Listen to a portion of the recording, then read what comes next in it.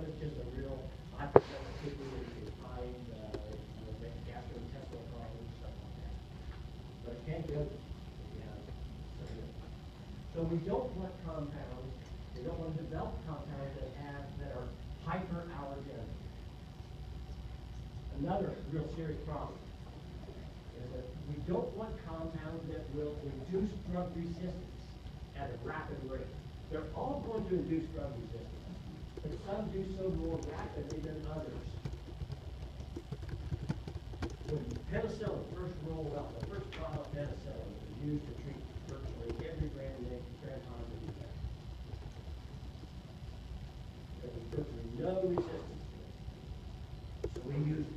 And we used it for this, and we used it for that, and we used it for things that we shouldn't have, because nobody does that.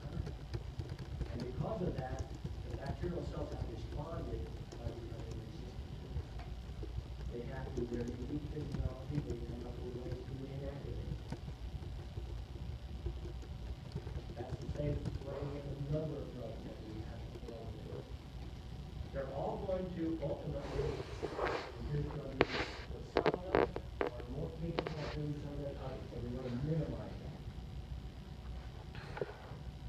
And everybody, as healthcare professionals, you are all aware of how critical this problem is in the. You're going to be the sounding, you're going to be telling people, if you got a virus, you can't take any antibiotics for a virus. The last thing, very important, this is an idea that goes all the way back to Paul Ehrlich. The idea of what we call selective toxicity. We want it to be highly selective because we want to minimize damage to the patient.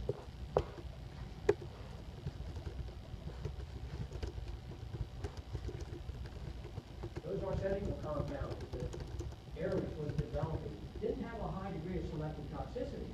It made some of his patients very sick, as would most arsenic. Now, we can measure, there's a quantitative expression of this idea of selective toxicity. It's called the chemotherapeutic index, or the therapeutic index. Sometimes it's abbreviated. We have a tendency to shorten these things. It may have started out the chemotherapeutic index, now we're talking the therapeutic index, or TI.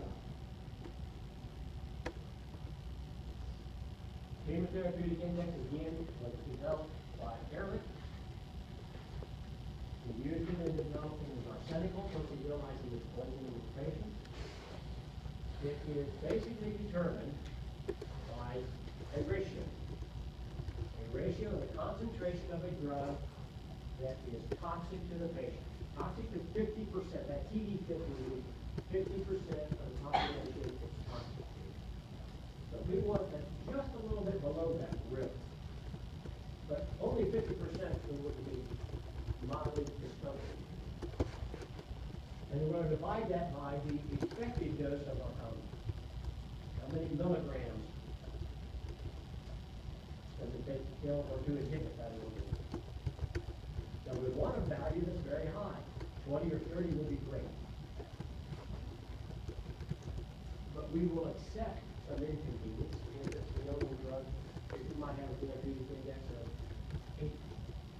We'll accept that. We'll accept some time, and might even accept some nausea if indeed it's going to take care of the organism and that's all we've got.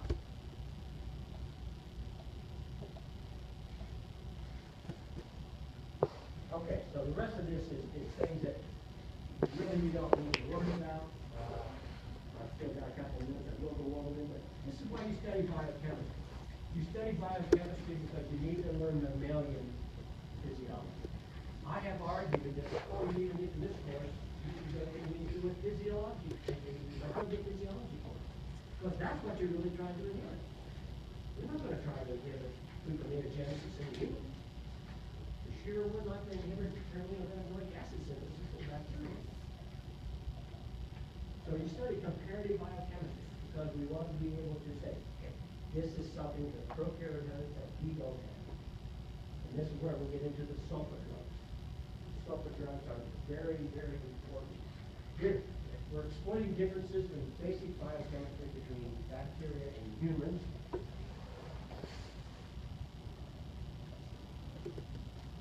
But we also would like to be able to selectively remove the pathogen and leave our normal flora alone. So here our second point is the selectivity to be different. It has some species of bacteria. See, here's where we might affect Salmonella, but leave E. coli alone.